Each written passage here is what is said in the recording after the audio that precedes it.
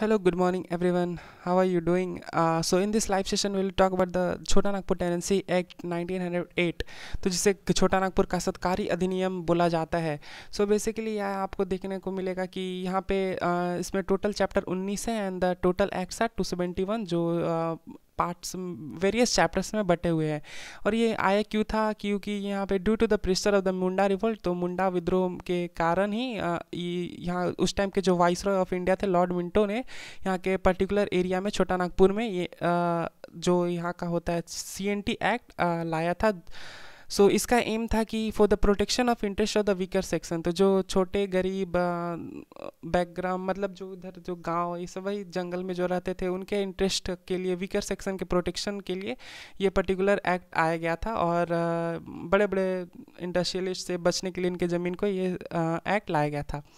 ये इसका बैकग्राउंड की बात करें तो इससे पहले भी कई एक्ट आ चुके हैं जो कि बहुत सारे नाम से, जैसे ईस्ट इंडिया कंपनी ने इस छोटा नागपुर एरिया में they enforced many land related laws like in पहला की बात करें तो ए में छोटा नागपुर लैंड टेन्यूर एक्ट 1869. तो सबसे पहले आया था छोटा नागपुर का लैंड टेन्यूर एक्ट जो कि 1869 में यहाँ पे झारखंड के छोटा नागपुर एरिया में जिसे छोटा नागपुर बोला जाता है. तो सबसे पहले छोटा नागपुर लैंड टेन्यूर एक्ट 1869 में आया था इस झारखंड में. इसमें क्या था कि ये उतना सेटिस्फैक्टरी नहीं था, और ये क्योंकि ये सारे लैंड पे ये जितना भी छोटा नागपुर के लैंड थे वहाँ पे इन्फोर्स नहीं था, और ये that was not so satisfactory, that's why this act was failed. And next हम बात करें तो 1879 में भी एक एक्ट आया था जिसका नाम था Chota Nagpur landlord and tenant act. तो ये इसका बैकग्राउंड भी यही है. So Chota Nagpur landlord tenant act 1879 में आया था and this also failed. And the third one जो सी में तीसरा आया था इससे पहले, तो उसका नाम था छोटा नागपुर से इस पर्टिकुलर एरिया में टेनेंसी अमेंडमेंट एक्ट 1903. तो 1908 से भी पहले 1903 में छोटा नागपुर टेनेंसी अमेंडमेंट एक्ट आ गया था. तो उससे उसके बाद में एंड बोथ द थ्री, जो कि पहला था आपका Chota Nagpur land tenure act 1869, then in 1879 जो उसका एक्ट का नाम था Chota Nagpur landlord and tenant act, वो भी failed. And the tenancy amendment act that came in 1903 that also too failed. So ये उतना क्योंकि ये ज़्यादा एरिया में इन्फोर्स नहीं थे, तो लास्टली यहाँ पे छोटा Nagpur tenancy act viceroy of India Lord Minto ने यहाँ पे इस पर्टिकुलर छोटा नागपुर एरिया जो कि है झारखंड वाले एरिया में, और उड़ीसा बिहार भी इधर भी थोड़े मोड़े एरिया में ये आए थे. So this act came for the interest for the weaker section. ये 1962 के बिहार गवर्नमेंट ने इसे सेक्शन 46 में अपना ऐड कर लिया था इस छोटा नागपुर टेनेंसी एक्ट को. सो इसमें टोटल चैप्टर आपने देख लिया 19 and the total acts were 271. Now देखिए ये this act is implemented in 4 commissionery except Santhal Pargana. तो यहाँ पे जो 5 डिवीज़न है झारखंड में, तो ये पलामू, नॉर्थ छोटा नागपुर, साउथ छोटा नागपुर एंड कोल्हन. ये पलामू, नॉर्थ, साउथ छोटा नागपुर एंड कोल्हन ये चारों में लगा हुआ है, but this is not in the Santhal Pargana area, क्योंकि यहाँ पे SPT लागू है. जो संथाल परगना टेनेंसी एक्ट यहाँ पे लागू है संथाल परगना वाले 5 जिलों को छोड़कर बाकी सारे 18 जिले में ये आपको देखने को मिलेगा. संथाल परगना के 6 जिला. तो यहाँ पे देख लीजिए 18 डिस्ट्रिक्ट ऑफ द CNT. तो यहाँ पर Simdega, Gumla, Garhwa, Seraikela Kharsawan, Hazaribagh, Bokaro and Lohardaga, Ranchi, Latehar, Chatra, Dhanbad, Ramgarh. And the next that 6 one is the west Bengal companied with east Singhbhum, Palamu, Koderma, Giridih, Khunti. तो ये सब पर्टिकुलर एरिया में CNT आपको देखने को मिलेगा. And the rest 6 have the Santhal Pargana tenancy act that is SPT. So this is enforced in the 18 district. तो झारखंड के 18 डिस्ट्रिक्ट में ये CNT लगा हुआ है. नाउ यहाँ पे बात करें उससे पहले, सो यहाँ you have to see the basic terminologies for the CNT act 1908. Okay, तो सबसे पहले नॉन एग्रीकल्चर लैंड जिसको बोला जाता है गैर मजरूआ जो ज़मीन है, नॉन एग्रीकल्चर लैंड यहाँ पे आपको बाद में देखने को मिलेगा. So non agriculture land that is non मजरूआ, दैट इज़ गैर मजरूआ. Halka is the lowest land revenue unit. तो हल्का जो यहाँ पे था उसे लोएस्ट लैंड रेवेन्यू यूनिट बोला गया है. सो यहाँ पे 8 से 10 विलेजेस का जो रेवेन्यू आएगा वो हल्का जिसे कहा जाएगा, तो ये सबसे छोटा रेवेन्यू यूनिट है जो जिसमें 8 से 10 विलेज आते हैं।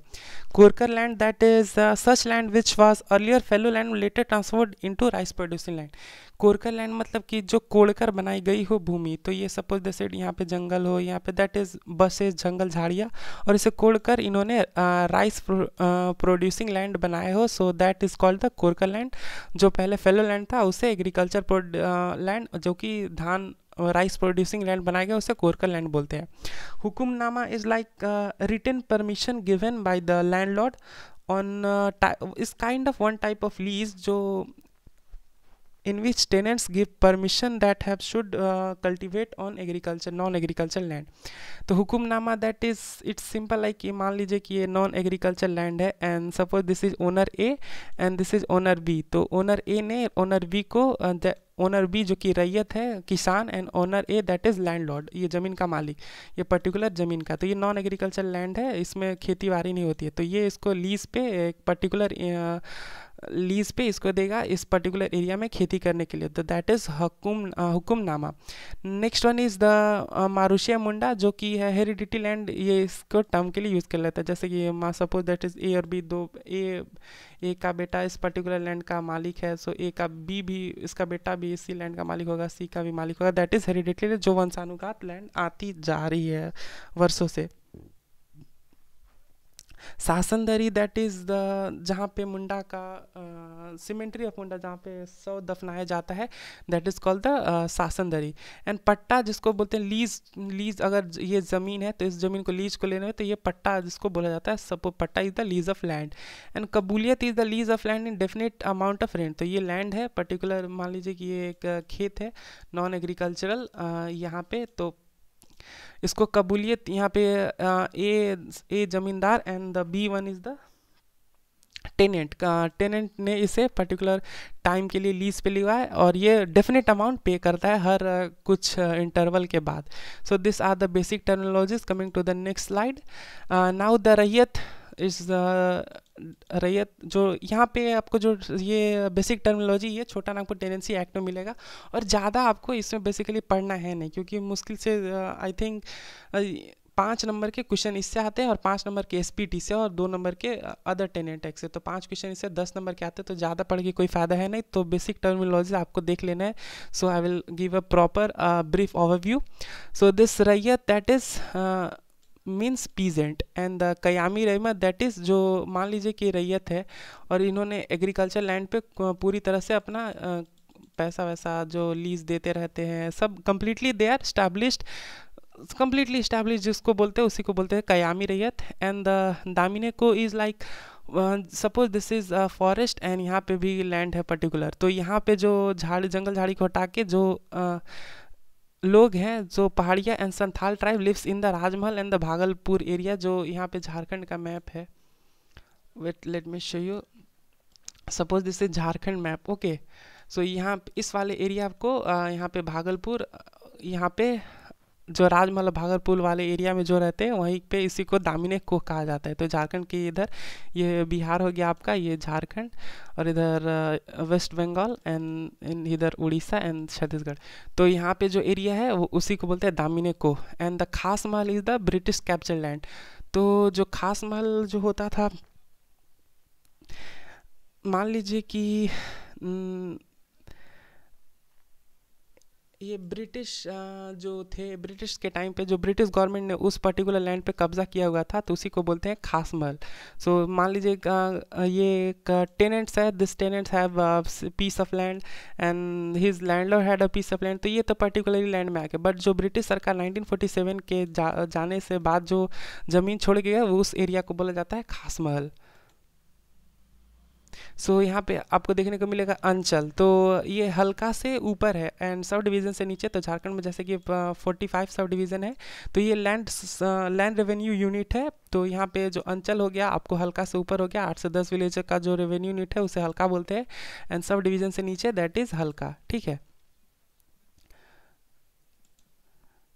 तो अब आते हैं CNT पे। तो CNT 1908 को 11 नवंबर 1908 को ये झारखंड के एरिया में 4 कमिश्नरी में ये लागू कर दिया गया था।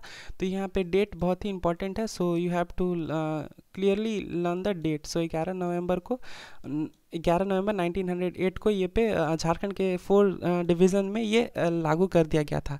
यहाँ पे आपको देखेंगे कि 19 चैप्टर में, जिसमें से 271 सेक्शन है। तो यहाँ पे मैंने बैकग्राउंड बता ही दिया था।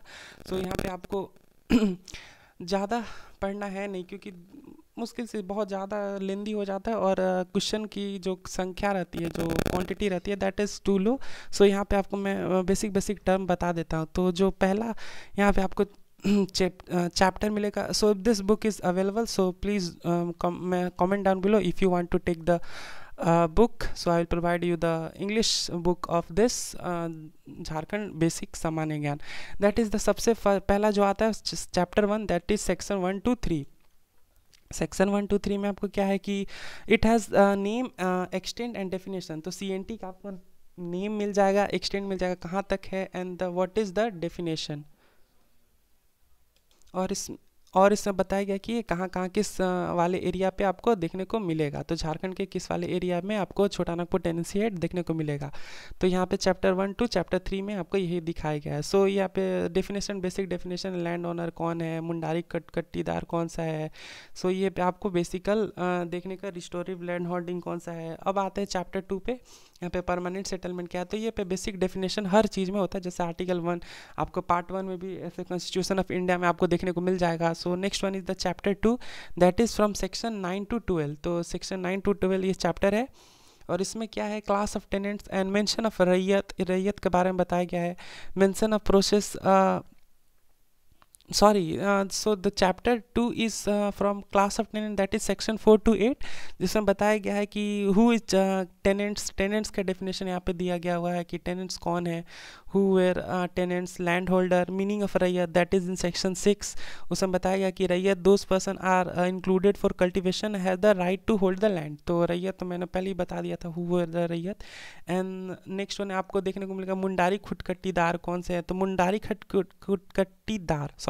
खुटकट्टीदार दैट इज इन सेक्शन 8। तो सेक्शन 8 में मुंडारी खुटकट्टीदार कौन है। So those Mundari person who any part of forest land for cultivation acquire the right of land is being called Mundari Khuntkattidar. तो जो मुंडारी खुटकट्टीदार है, सपोज ये फॉरेस्ट का लैंड है and they clear the forest for cultivation and acquire the land. तो ये forest तो जो कि किसी का होता नहीं है, बेसिकली गवर्नमेंट का, अब तो गवर्नमेंट का हो जाएगा। अगर कोई भी जिस पे किसी का हक नहीं है, तो basically that come under the government के एरिया में आता है। तो suppose that is jungle, and जो एक पर्सन ने इसे क्लियर करके यहाँ पे इसे एग्रीकल्चर लैंड बना दिया, सो वो मुंडारी खुटकट्टीदार के कैटेगरी में आएगा। Next one is chapter 3, that is in section 9 to 14। So chapter 3 में सेक्शन 9 to 14 में क्या है, if the land rent of a land holder has not change since the time of permanent settlement that it come to be increased.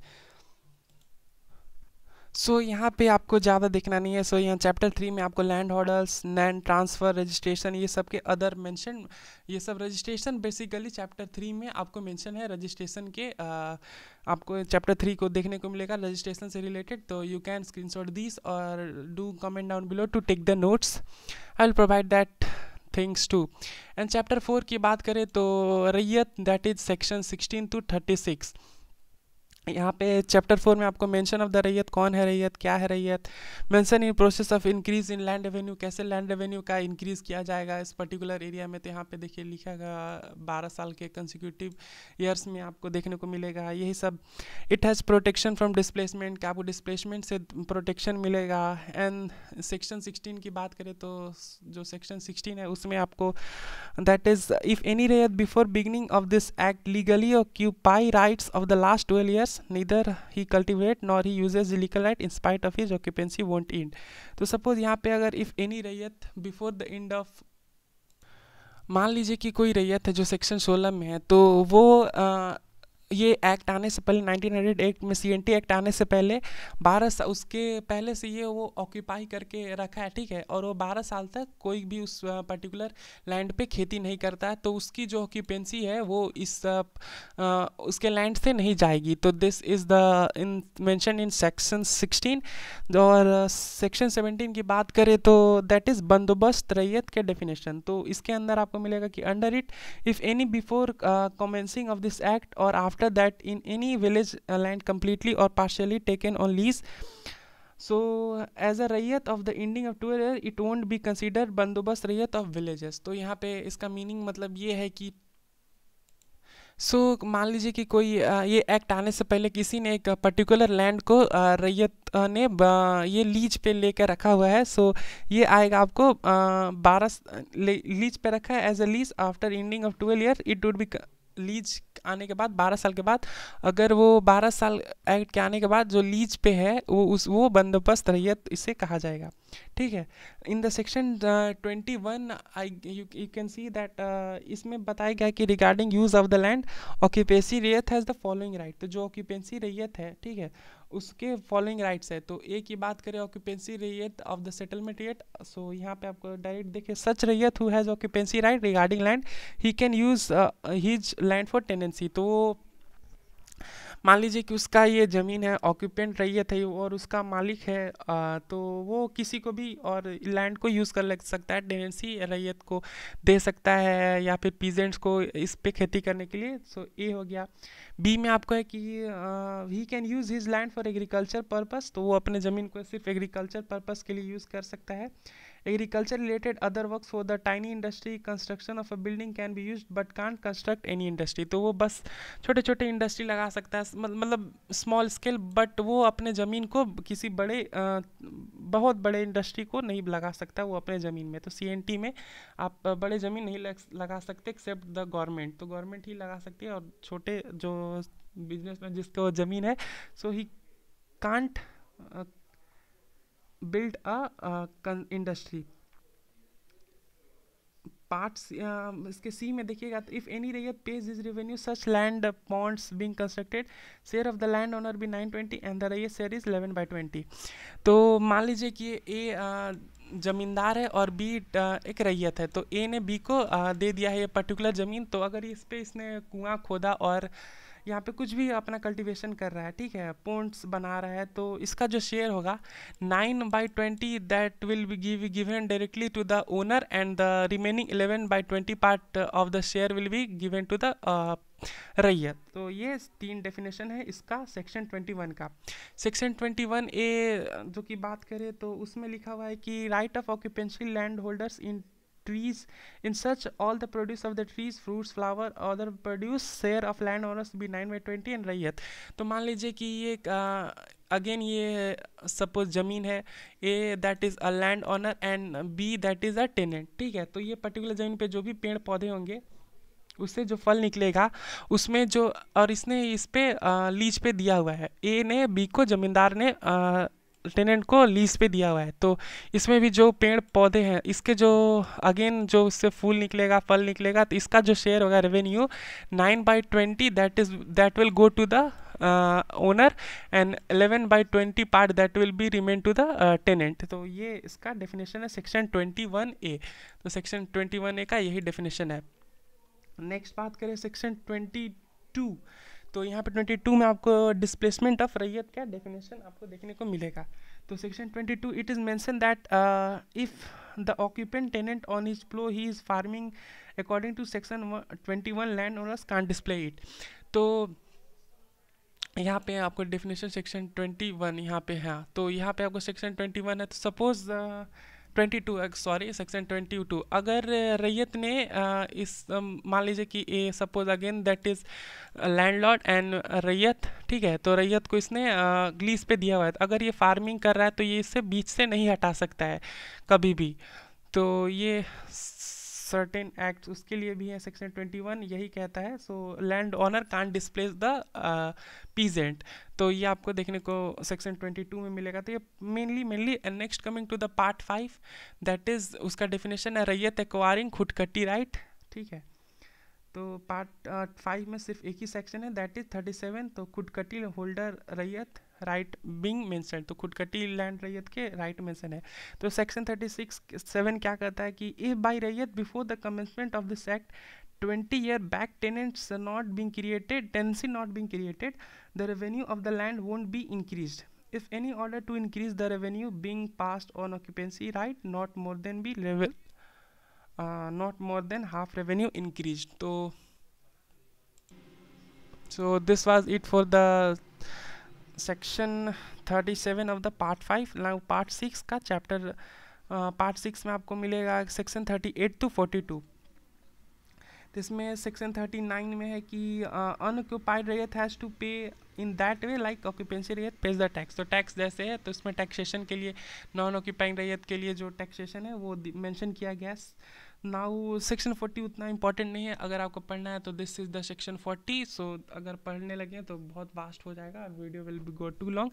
Now coming to the section 41, base of displacing unoccupied rayat. So any non-occupied rayat have the following one basis can be displaced. तो non-occupied rayat को displacement के लिए बताया गया है। तो ये किस किस कंडीशन पे डिस्प्लेस किया जाता है? After the beginning of the third agriculture year with in 19 days of the 2 second agriculture year revenue not paid. कि मान लीजिए किसी को उसने सपोज दैट इज़ ये लैंड है, ठीक है, और उसका रेवेन्यू है, ठीक ना।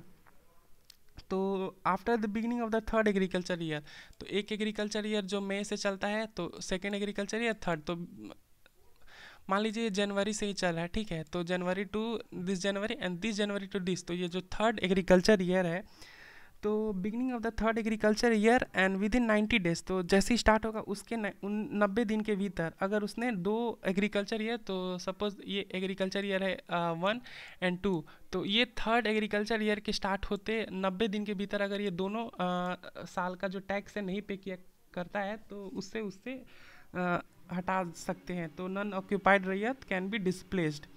Second, if raiyat has violated any condition between the contract, तो मान लीजिए रैयत ने landlord and raiyat both have the contract, तो उसने कॉन्ट्रैक्ट के एक भी कंडीशन को वायलेट किया है, सो दिस रैयत right can be displaced.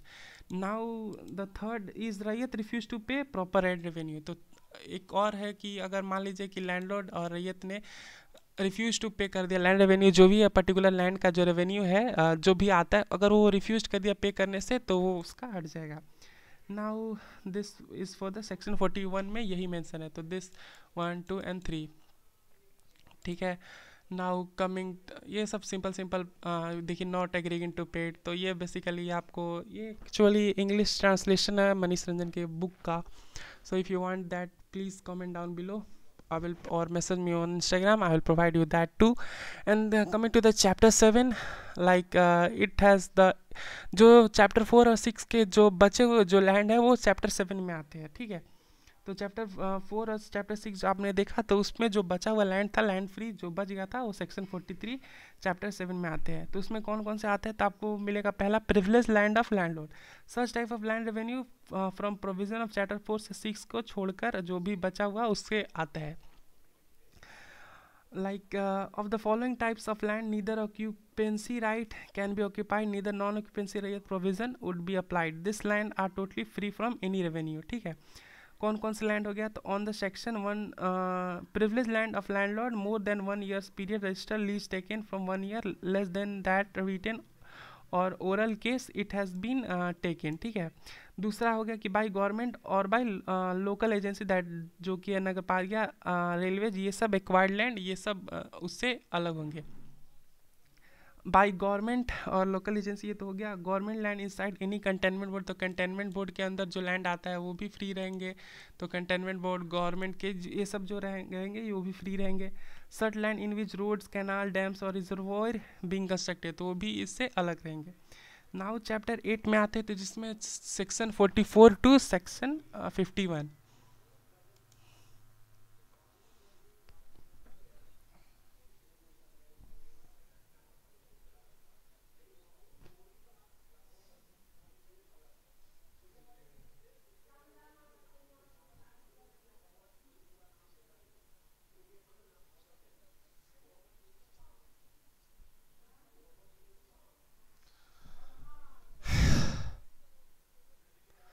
Okay, so sorry for the interruption. It's too difficult to make the video. I forgot to pause that. So sorry for the interruption. Okay. Now the chapter 8, that is from section 44 to 51. वो उसमें क्या आता है, जो tribe के S T O B C, यहाँ पे आपको चैप्टर 8 का lease and transfer of holding आपको देखने को मिल जाएगा। तो tribe S T O B C S C prevention और द लैंड ट्रांसफ़र, तो ये आपको देखने को मिल जाएगा। सेक्शन 46 में इसका क्या जो इंपॉर्टेंट है वो मैं बता रहा हूँ। By raiyat any of his part on his plough its right more than 5 years period can not be sell and donated by any contract can be transfer. तो जो रैयत का पर्टिकुलर लैंड होल्डिंग है वो नहीं चेंज हो सकता, can be transferred by raiyat any part of his block. अगर वो जोता हुआ खेत है तो वो 5 साल के लिए period can not be sell and donated, तो वो किसी को डोनेट नहीं किया जा सकता। Any raiyat of their plough and part of 7 years he can't do it for भुगत बंधु बंधक and Bhugat Bandhu Bandhak in his this if any person on Rayat that money taken as loan not paid the loan, this land the person who had given the loan would remain as a bondage, ठीक है। During this period of the bondage all benefit of the tenancy he would be deprived of all his benefits, तो ये आपको इसमें मिल जाएगा। Now the section 46A such occupancy Rayat who is a mention of any ST member, sorry he is a member ST है वो, with the prior permission of deputy commissioner of his blow and part of its sale exchange donate can transfer to any member of the that scheduled tribe. This transfer can done only in one police station. तो यहाँ पे transfer land transfer section 46A में आपको land transfer मिलेगा कि ST जो है एक दूसरे एसटी को डीसी के परमिशन से, डिप्टी कमिश्नर के परमिशन से ही एक इसको अपना लैंड डोनेट कर सकता है, तो वो भी एक पर्टिकुलर पुलिस स्टेशन के अंदर। So in the section 48 you will get that any member of Bhuinhari family और भूइंहारी लैंड यहाँ पे आपको दिखा देते हैं। सो यहाँ पे सेक्शन 48, तो यहीं पे ज़्यादा वही तो बोले ज़्यादा पढ़ोगे तो दैट विल बाउंस, और ज़्यादा इससे आने हैं नहीं, तो बेटर होगा कि आप दूसरे पर्टिकुलर एरिया पे फोकस करो। इसमें मेन जो पॉइंट्स हैं मैंने नोट्स बना के रखे हैं, so if you want to take the notes please message down below.